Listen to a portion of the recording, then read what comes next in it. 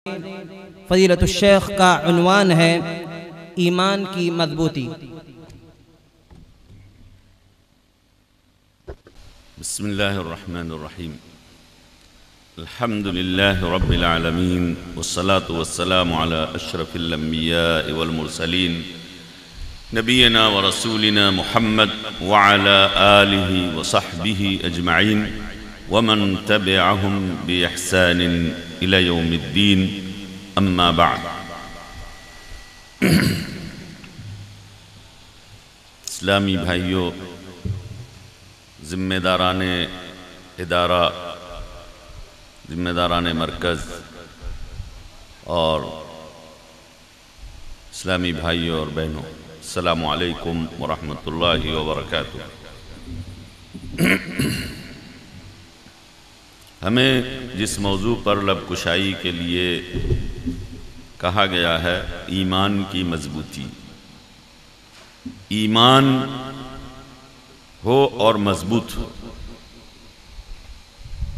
یہی موضوع سخن ہے۔ ظاہر ہے ہم اپنے ایمان کی وجہ سے دنیا کی بہت ساری جو قومیں، امتیں اس روئے زمین پر بسی ہیں، اپنے ایمان کی وجہ سے امتیازی شان رکھتے ہیں، اور ہمارا یہ اعتقاد ہے کہ اس روئے زمین پر رہنے والی، بسنے والی تمام امتوں میں سب سے بہتر امت ہم ہیں، اور اس دنیا میں رہنے اور بسنے والی قوموں میں راہ اعتدال پر رہنے والی قوم ہم ہیں۔ یہ ہمارا اعتقاد ہے، کیونکہ ہمارا قرآن، ہماری شریعت ہم کو یہی ٹائٹل دے رہی ہے، یہی ٹائٹل دیتی ہے۔ اللہ تعالیٰ نے ہمیں یہ ٹائٹل دیا ہے، اس لیے ہمارا یہ ایمان ہے۔ اللہ رب العزت نے ہمیں مخاطب کرتے ہوئے، اس امت کو مخاطب کرتے ہوئے فرمایا، کنتم خیر امت اخرجت للناس تأمرون بالمعروف وتنہون عن المنکر وتؤمنون باللہ ولو آمن اہل الكتاب لکان خیرا لهم منہم المؤمنون واکثرهم الفاسقون۔ سورہ آل عمران کی آیتیں ہیں۔ کہا فرمایا اللہ تعالیٰ نے کہ تم لوگ، کنتم یعنی ہم لوگ، آپ لوگ، امت محمدیہ، خیر امت، سب سے بہترین امت ہو، اس روئے زمین کی سب سے بہترین امت ہو تم لوگ۔ تمہیں لوگوں کے لیے نکالا گیا ہے، یعنی انہی انسانی بستی سے ہم کو نکال کر کے اللہ تعالیٰ نے امتیازی شان دی۔ کوئی آسمان سے ہم کو نہیں اتارا، آسمان سے اتارے ہوئے ہم نہیں ہیں، انہی انسانوں کی بھیڑ میں سے اللہ تعالیٰ نے ہم کو منتخب کر لیا ہے نا۔ یہ بات ہمیں معلوم رہنا چاہیے کہ ہم بھی بنی آدم ہیں، اور جو لوگ اس دین پہ نہیں وہ بھی بنی آدم ہیں۔ پھر اللہ تعالیٰ نے یہ شرف دیا، یہ سعادت دی کہ انہی لوگوں میں سے ہم کو نکال لیا، نکال کے ہم کو کہا تم خیر امت ہو، تم بہترین امت ہو، اور تمہیں لوگوں کے لیے بنایا گیا ہے۔ اب لوگوں کی رہنمائی کے لیے اللہ تعالیٰ کہتا ہے تمہیں ہم نے ان لوگوں سے نکالا ہے۔ تم کیا کرتے ہو؟ لوگوں کو اب بھلائی کا حکم دو، برائی سے روکو۔ تمہارا شان یہ ہے کہ لوگوں کو بھلائی کا حکم دیتے ہو اور برائی سے روکتے ہو، اللہ پر ایمان لاتے ہو، تؤمنون باللہ۔ اللہ تعالیٰ کہتا ہے اگر اہل کتاب بھی ایمان لے آئے تو یہ ان کے لیے بہتر ہوتا، اگر وہ بھی یعنی تمہاری طرح وہ بھی اس رسالت اور نبوت جو اللہ کے رسول صلی اللہ علیہ وسلم کی آخری نبوت رسالت ہے، وہ بھی اس پر ایمان لے آتے تو ان کے لیے بہتر ہوتا، وہ بھی خیر ہو جاتے، لکان خیرا لہم، وہ بھی خیر امت میں آ کر کے داخل ہو جاتے۔ اور اہل کتاب کو ذکر کیا ہے، لیکن دنیا کی ساری قوموں میں جو لوگ بھی ہیں وہ لوگ بھی اللہ کے اس قول کے مطابق وَلَوْ آمَنْ، اگر وہ لوگ بھی ایمان لے آئے لَكَانَ خَيْرًا لَهُمْ، تو ان کے لیے بھی یہ بہتر ہوگا۔ وہ لوگ بھی اگر ایمان لے آئے تو بہتر ہوگا، اور وہ بھی ایمان لے آئے تو وہ بھی خیر امت کی صف میں داخل ہو جائیں گے ہمارے جیسے، کیونکہ ہم کو خیر امت ہمارے رنگ پہ نہیں دیا گیا، ہماری نسل پہ نہیں دیا گیا، ہماری علاقائیت اور قومیت پہ ہم کو یہ ٹائٹل نہیں ملا، ہم کو یہ ٹائٹل ملا ہے ہمارے ایمان کی وجہ سے، ہے کہ نہیں؟ کس چیز پہ ملا ہے؟ ایمان کی وجہ سے، زبان کی وجہ سے بھی نہیں کہ عربی ہے تو خیر امت ہے، عربی نہیں ہے تو خیر امت نہیں ہو سکتا، کہ قرآن عربی ہے تو سب سے پہلے اس دین پر ایمان لانے والے عرب تھے، تو خالی عرب مراد نہیں ہے۔ اس لیے خیر امت ہونے کا جو ٹائٹل ہے اس کا تعلق زبان سے بھی نہیں، رنگ سے بھی نہیں، نسل سے بھی نہیں، حسب و نسب سے بھی نہیں، ملک اور علاقے سے بھی نہیں، کیونکہ ایک ایسا دین ہے جس کی کوئی حد نہیں ہے، کوئی سرحد نہیں ہے، یہ علاقائی سرحدوں سے پرے ہے، یہ تو آسمانی دین ہے، آسمانی دین ہے، وحی الہی کا دین ہے۔ جو اس پر ایمان لایا وہ خیر امت ہو گیا، خیر امت کا لقب مل گیا۔ اور پھر اس امت کی ایک صفت ہے اعتدال پہ رہنا۔ یہ امت دہشت گرد نہیں ہے، یہ امت جو ہے انتہا پسند نہیں ہے، یہ امت صلح و آشتی پسند ہے۔ اس امت کے دین کا نام وہ ہے جس کے نام سے ہی ٹپکتا ہے کہ صلح پسند لوگ ہیں، امن پسند لوگ ہیں۔ وہ کیا ہے؟ اسلام۔ اسلام عربی کا لفظ ہے سلم، سلم کہتے ہیں صلح و آشتی کو، امن و امان کو، اس کو صلح کہتے ہیں۔ اس لیے ہمارا دین ہمیں خود صلح و آشتی سکھاتا ہے، امن و امان سے رہنا سکھاتا ہے، اور ہمیں اللہ تبارک و تعالی معتدلانہ رویہ راہ اعتدال پر رہنے کو بتاتا ہے۔ فرماتا ہے وَكَذَلِكَ جَعَلْنَاكُمْ أُمَّةً وَسَطًا لِتَكُونُوا شُهَدَاءَ عَلَى النَّاسِ وَيَكُونَ الرَّسُولُ عَلَيْكُمْ شَهِيدًا۔ اور اسی طرح ہم نے تم کو امت وسط بنایا ہے، یعنی اعتدال پسند قوم بنایا ہے تم کو۔ اعتدال پسند ہے، نہ افراط ہے نہ تفریط ہے، نہ افراط ہے نہ تفریط ہے، نہ کمی ہے نہ زیادتی ہے، جیسا ہونا چاہیے ویسے، جیسے ایک انسان کو اس روئے زمین پہ ہونا چاہیے ویسے یہ امت ہے۔ لوگوں کے لیے نفع بخش ہے، لوگوں کے لیے امن و امان مہیا کرنے والی جماعت ہے، انسانیت کی بہی خواہ ہے، انسانیت ہی نہیں بلکہ پوری مخلوق کے لیے بہی خواہ ہے، حتیٰ کہ اس کے سائے میں حیوانوں کو بھی امن و امان ملتا ہے، جانوروں کو بھی امن و امان ملتا ہے۔ اس لیے اس امت کو اللہ تعالیٰ نے دو اہم ٹائٹل دیے، خیر امت، امت وسط۔ کس وجہ سے دیا؟ ایمان کی وجہ سے۔ اسی لیے آخر میں کہا تؤمنون باللہ۔ کون سا ایمان؟ کس ایمان کی بات ہے؟ سارے لوگ اس روئے زمین پہ ہیں، وہ کسی نہ کسی ناحیے سے کسی نہ کسی چیز پر ایمان لاتے ہیں، اور اللہ پر بھی ایمان لاتے ہیں۔ ہر قوم جو مذہبی قوم ہے، جو دھارمک ہیں، جن کے پاس کوئی نہ کوئی دین اور دھرم ہے، وہ سب کے سب اللہ پر ایمان لاتے ہیں۔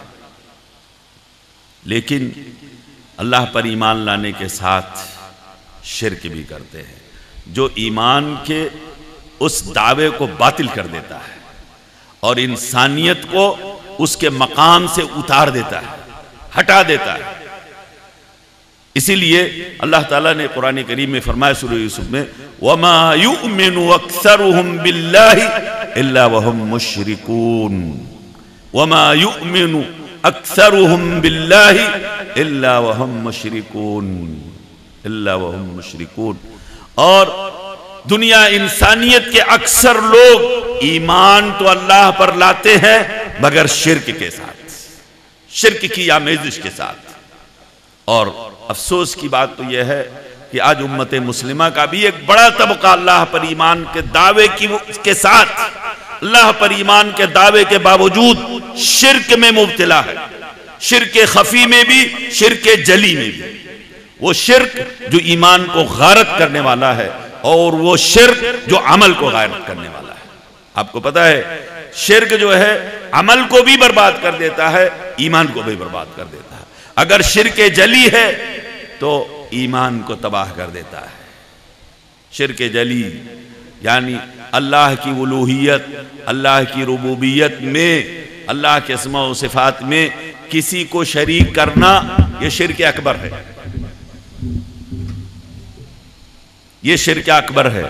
اگر اس میں شرک آ گیا تو ایمان برباد ہو گیا، ایمان برباد ہو گیا، پھر اس کا ایمان میں کوئی حصہ نہیں رہ گیا۔ وَلَئِن سَأَلْتَهُمْ مَنْ خَلْقَ السَّمَاوَاتِ وَالْأَرْضِ لَيَقُولُنَّ اللَّهُ، اگر ان سے پوچھو کہ آسمان اور زمین کو کس نے پیدا کیا تو کہتے ہیں اللہ نے۔ اگر پوچھو ان سے تم کو کس نے پیدا کیا تو کہتے ہیں اللہ نے۔ تمہارے آل اولاد کو کس نے پیدا کیا تو اللہ نے۔ سب چیز خالق ہونے کے ناطے، رب ہونے کے ناطے تو اللہ ہی ہے ان کی نظر میں۔ لیکن پھر سوال غیر اللہ سے کیوں کیا گیا؟ غیر اللہ سے دعا کیوں مانگی گئی؟ غیر اللہ کو نفع نقصان کا مالک کیوں بنایا گیا؟ غیر اللہ سے اولاد کیوں مانگی جا رہی ہے؟ غیر اللہ کے سامنے سجدے کیوں کیے جا رہے ہیں؟ جس کو عبودیت کہا جاتا ہے، عبودیت بھی خالص اللہ کے لیے ہونی چاہیے۔ اس لیے اللہ تعالیٰ نے کہا اگر تم اللہ کی الوہیت کا اعتراف کرتے ہوئے اس کی ربوبیت کا بھی اعتراف نہیں کرتے ہو، یا اللہ کی ربوبیت کا اعتراف کرتے ہوئے اس کی الوہیت کا اعتراف نہیں کرتے ہو، تو تمہارا یہ عقید توحید یا عقید ایمان غارت ہو جائے گا۔ ان اللہ لا یغفر ان یشرک بہ ویغفر ما دون ذلک لمن یشاء، اللہ تعالیٰ اپنے ساتھ شرک کیے جانے کو معاف نہیں کرے گا۔ اس کے علاوہ جتنے گناہ ہیں دوسرے، جس کے لیے چاہے گا معاف کر دے گا۔ اللہ تعالیٰ چوری، ڈکیتی، قتل و غارت گری اور زناکاری، بدکاری، شراب خوری اور بد اخلاقی، یہ ساری بیماریاں جو ہے یہ سب کچھ اللہ جس کے لیے چاہے گا معاف کرے گا، جس کو چاہے گا اس کا مواخذہ کرے گا، اور جس کو چاہے گا کچھ معاف کرے گا، کچھ بھی گرفت کرے گا، اور لیکن ہمیشہ کے لیے ایسے انسان کو جہنم میں نہیں چھوڑے گا اگر اس کا توحید باقی ہے تو۔ اگر توحید پر قائم ہے تو اس کو ہمیشہ کے لیے جہنم میں نہیں رکھے گا، لیکن اگر توحید ہی مجروح ہے تو معافی نہیں ہے، تو معافی نہیں ہے۔ اس لیے وَمَن يُشْرِكْ بِاللَّهِ فَقَدْ حَرَّمَ اللَّهُ عَلَيْهِ الْجَنَّةَ، فرمایا جس نے شرک کیا تو اس کے اوپر اللہ تعالیٰ نے جنت کو حرام قرار دے دیا۔ جنت حرام ہے اس کے لیے جس نے شرک کیا، یعنی شرک کبیر، شرک جلی۔ وَمَن يُشْرِكْ بِاللَّهِ فَكَأَنَّمَا خَرَّ مِنَ السَّمَاءِ فَتَخْطَفُهُ الطَّيْرُ أَوْ تَهْوِي بِهِ الرِّيحُ فِي مَكَانٍ سَحِيقٍ، فرمایا اللہ تعالیٰ نے جس نے اللہ کے ساتھ شرک کیا تو گویا وہ آسمان سے گر پڑا، آسمان کی بلندی سے گرا، اور گرا تو راستے میں سے یا تو چڑیے نے اس کو اچک لیا، اور اگر اس سے بچ گیا تو کسی عمیق غار میں جا کر کے گر کے تباہ برباد ہو گیا، ہلاک ہو گیا۔ تشبیہ دی ہے، دیکھو شرک جلی اتنی خطرناک یہ بیماری اور برائی ہے کہ جو انسان کو ایسی ہلاکت میں ڈال دیتا ہے کہ پھر جہاں سے نکلنے کا موقع نہیں ہے، پھر اس کی نجات کا کوئی راستہ نہیں ہے۔ اس لیے اور شرک کر کے وہ بلندی سے اترتا ہے، اس میں تشبیہ ہے کہ توحید پہ رہتے ہوئے بہت بلندی پہ رہتا ہے انسان۔ توحید کا مطلب ہے اللہ سے جڑے رہنا، توحید کا مطلب ہے اللہ سے رشتہ قائم رہنا۔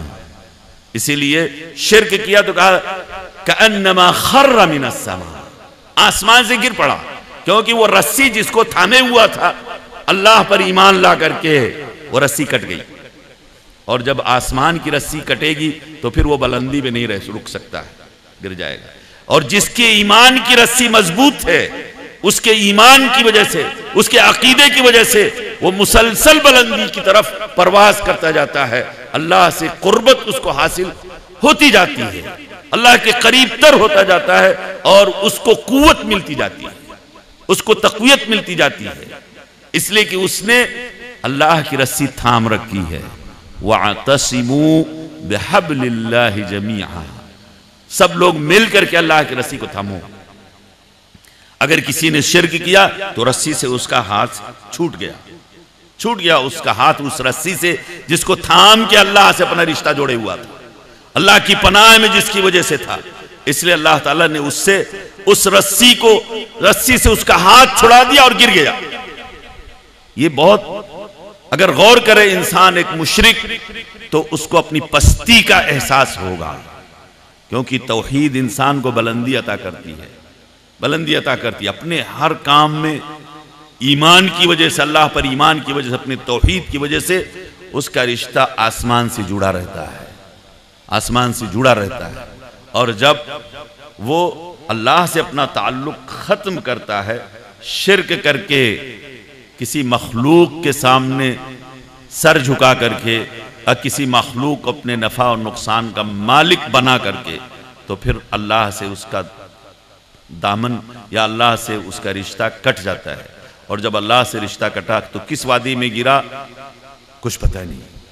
اس لیے شرک جو ہے کبیر، شرک کبیر یا شرک جلی جس کو کہتے ہیں، وہ ایمان کو غارت کرتا ہے، اور شرک خفی عمل کو غارت کرتا ہے۔ دونوں ہی خطرناک ہیں۔ وہ کیا ہے شرک خفی؟ شرک خفی ریاکاری ہے۔ ہر وہ عمل جس میں اخلاص نہ ہو، جس میں اخلاص نہ ہو، دکھاوے کے لیے کیا گیا ہو، تو شرک جلی ہے۔ اس سے بھی انسان کو اس کے عمل پر ثواب نہیں ملتا ہے، یعنی عمل غارت ہو گیا۔ ایمان محفوظ ہے لیکن عمل غارت ہے۔ اسی لیے حدیث شریف میں آتا ہے کہ جس انسان نے کوئی عمل کسی ریاکاری کے لیے، کسی کو دکھاوے کے لیے کیا، تو اللہ تعالیٰ قیامت کے دن کہے گا جا کے اس سے اپنا ثواب لے لو جس کے لیے کیے تھے، جس کے لیے تم نے کیا تھا اس سے مانگو ثواب اور اجر، میرے لیے تو نہیں کیا تھا۔ اگر اجر و ثواب ملنے والا ہے تو اسی وجہ سے، صرف اس وجہ سے کہ اس نے اللہ کے لیے وہ کام کیا ہے، اور ساتھ ساتھ نبی کریم صلی اللہ علیہ وسلم کی اتباع کی ہے۔ یہ باتیں بار بار کہی جاتی ہیں ہمارے جلسوں میں کہ کسی عمل کی مقبولیت کے لیے دو بنیادی شرطیں ہیں، ایک اخلاص، دوسرے اتباع سنت۔ ایک اخلاص، دوسرے اتباع سنت۔ یہی پہچان ہے امت مسلمہ کی، خیر امت کی۔ اس لیے اتباع سنت اور توحید، یعنی اللہ تبارک و تعالیٰ کی